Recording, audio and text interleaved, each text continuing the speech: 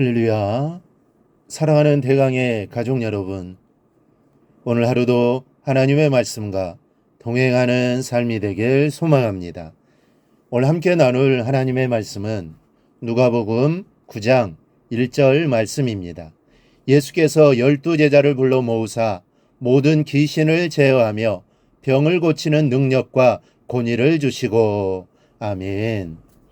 예수님의 제자훈련 방법은 탁월했습니다. 먼저 모든 상황에서 말씀을 가르치셨을 뿐 아니라 또한 깨우쳐 주셨습니다.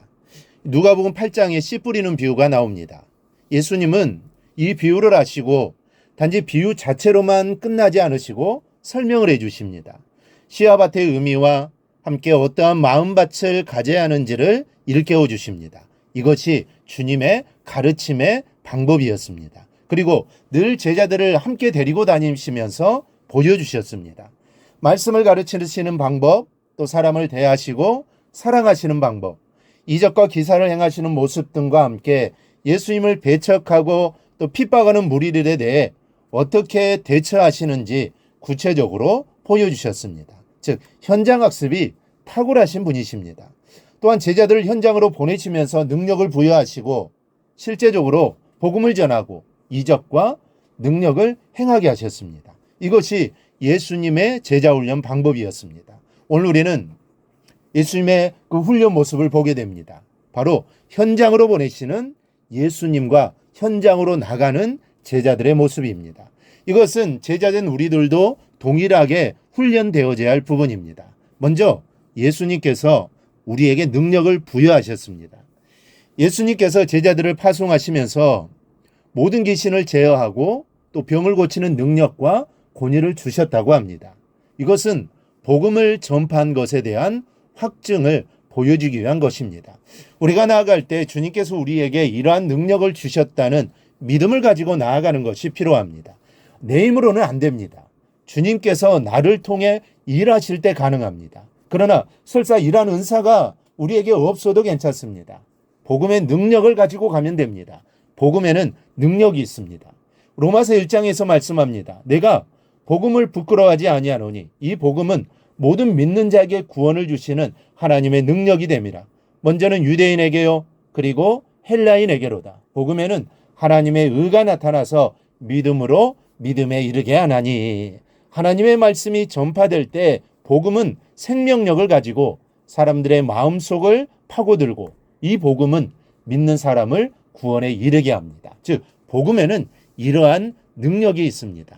비록 우리가 귀신을 쫓아내고 병든 자들을 치료하는 신유의 능력을 가지지 못했다 할지라도 상관없습니다.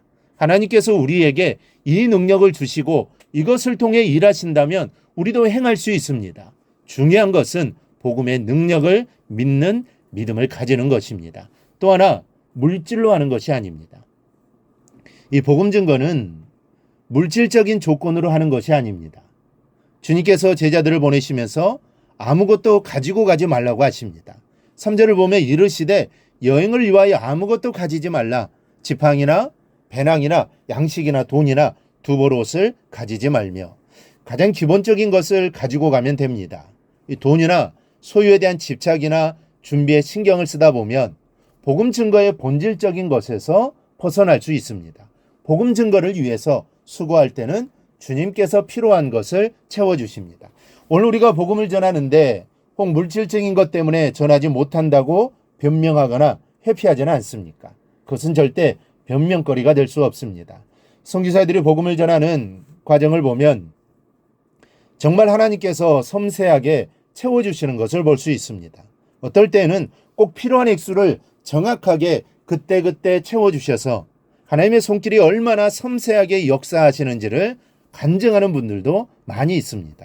전도를 잘하는 분들의 간증을 들어볼 때 자기가 있는 것으로 최선을 다할 때 하나님께서 채우시고 또 사람들을 구원으로 이끄시는 손길을 체험한다고 고백합니다. 우리가 가지고 가야 할 것은 복음과 평강입니다.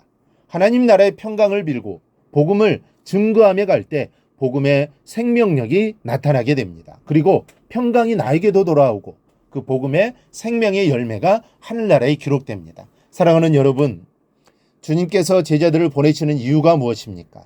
생명을 구원하고 하나님의 나라를 확증하시기 위해서입니다. 오늘 우리에게도 이 일이 주어졌습니다. 이것이 우리의 사명입니다. 이 사명을 위해 정말 충성을 다하는 저와 여러분이 되기를 주님의 이름으로 축원합니다.